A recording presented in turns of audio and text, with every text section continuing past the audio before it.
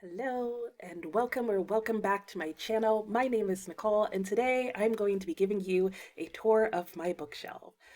So this is really exciting for me to do because I recently had these shelves built and installed in my home after going for months with no bookshelves and without the vast majority of my books. So now that I have my books back and they're shelved, I thought I would share with you sort of just how I organize my books on my bookshelves. So let's go ahead and get started. To get this video going, I'm going to start by actually showing you a picture of all of the shelves, and I'm going to break down for you how they are organized overall, and then don't worry, we will go in closer to the shelves and look at them up close. I'm not going to go through every shelf on my bookshelf, but we'll get into some pretty good details. So let's go ahead and start with the overall organization. So you should have up on your screen a picture of my bookshelves when you're looking straight on them. These are all the bookshelves that I own in my home that have all of my books on them. So the first thing I want to start by saying is that in a somewhat unusual manner, I alphabetize my books by title, not by author's last name. You should know that I have basically two main categories of books, and that would be unread books and read books. The vast majority of the books that I own currently are unread. That has not always been the case, and I will show you on the screen what section of books is unread versus the section of books that is read. And the reason that it's like that is because, like I mentioned earlier, I actually moved in the summer of 2024, and one of the decisions that I made in moving was to actually get rid of as many books as I could. So I unhauled books that I wasn't interested in, and I also unhauled all my books that I owned that I was not interested in rereading. So the only books that I moved with were the books that I absolutely thought I was going to reread, which are the books that you can see in my read section, as opposed to the books that I owned that were unread. That's it. That's the basic overall sort of overview of how I organize my shelf. So thanks for watching. No, I'm just kidding. Let's move in closer and look at all of these things that I talked about up close so you'll get an even better idea. And I guess I should warn you now that if you're the type of person who feels like the only way to organize a bookshelf is to do it in alphabetical order by author's last name, you might want to stop watching now. Just click off and go watch somebody else's bookshelf video, because other than this overall organization, it's more or less a complete chaos over there, and I don't mind that at all. Okay, so here we are, rather awkwardly situated up over by my bookshelves, and I have brought you over to the C and I guess D section down here. And I'm just going to quickly share with you, using this section, how I organize my books if they're alphabetized by title. So that is the case for the vast majority of my books. They are on this shelf, but they're just alphabetized by the first letter in the title, excluding articles like a, and, the. So you will see the Catholic school, for example, is over here because its title, in the way I'm doing it, starts with the letter C. Within the letter C, which is these two shelves, however, I have not put each of the individual titles in alphabetical order. And there's a reason for that, which is I like to divide my books between classics and other genres. So up here, for the most part, are all the classics whose titles start with the letter C.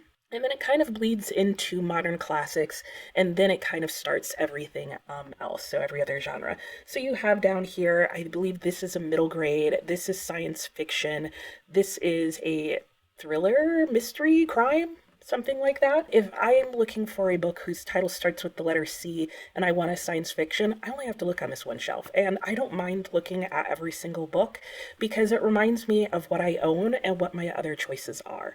So it works for me. That's how I do it. So that's how I handle the books that I have not read.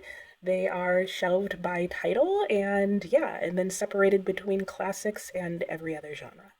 I have a shrine to David Copperfield. It's over here. Let me see if I can get you a little closer. So here you are.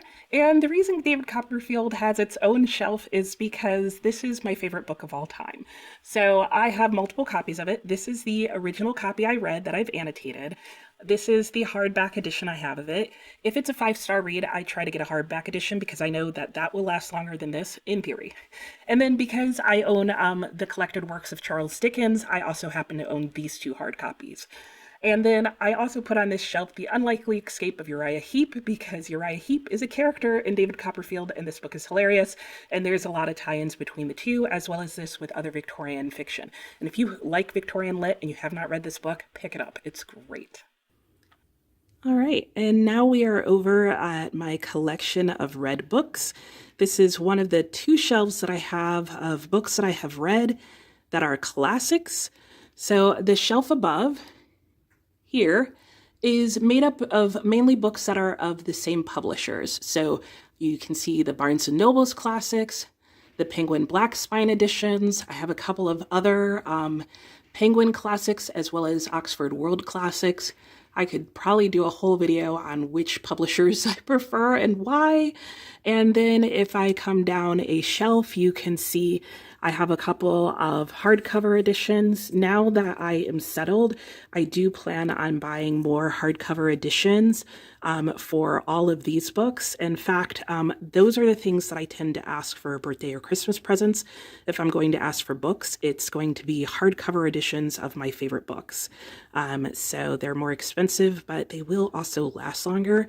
Plus, I like to annotate in my paperbacks, and I usually buy those used, so they're usually already falling apart. But anyway, I have some science fiction masterworks, that kind of thing. So if anybody ever asks me for a book recommendation and they want a classic, it's probably coming off of one of these two shelves. And then just below this shelf, I have here a collection of, like I mentioned, my Reading Rainbow. I did put them in rainbow order just for now. It will unlikely stay that way. But for right now, like I said, I only took with me the books that were my absolute favorites. So it's just that one shelf and this little bit down here. So it was few enough books to put in rainbow order, and if I need to find a book like The Martian, it's not going to take me long to look through them. Plus, I do remember what all the covers of these look like. So yeah, as it becomes more read books versus unread books, I will likely stop the rainbow order and actually put them in alphabetical order by author. So it will happen eventually for those of you who care. This is the shelf that I was mentioning, has some books that are about books on it. It has a book journal, and then these are actually really old books. I did not buy these. These are actually books that my great-great-grandmother owned and that my mom found somewhere and gave to me. So it's a couple of samples of what she got to read. So this is Merrill's English Text, Representative American Poetry. And then she has one that I thought was pretty cool. Was it this one? No, it wasn't this one. Sorry, the titles are hard to read. Somewhere in here is a collection of works by, I believe either Mary Shelley or Lord Byron. I should remember, because definitely not the same people. But anyway, those are extremely old books that belong in the family and I didn't want to get rid of. And then if you go down one more shelf, I have my knitting books are all right here. I have shown some rainbow mittens that I own multiple times. This book right here is the book that they come out of, Knitting from the Center Out. And then on this side, I have some books on painting. I have a photography book, not my photography, somebody else's photography. Oh no. So I guess it's sort of a crafty shelf. And then all of the way at the bottom, my cookbooks are down over here. If you have not tried a recipe by Julia Childs, pick it up. They're pretty simple, surprisingly, and they're amazingly delicious. And I have all sorts of other things. And over here, I have a couple Liturgy of the Hours. And if you know what that is, you know what it is and needs no explanation.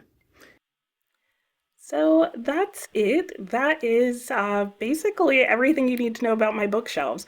I know a lot of people are really interested in like all the books that I own, but that's not going to be this video. I will probably do that video at some point, but not right now. I hope that gives you an idea of how my books are organized. Let me know how you organize your bookshelves, and I will talk to you next time.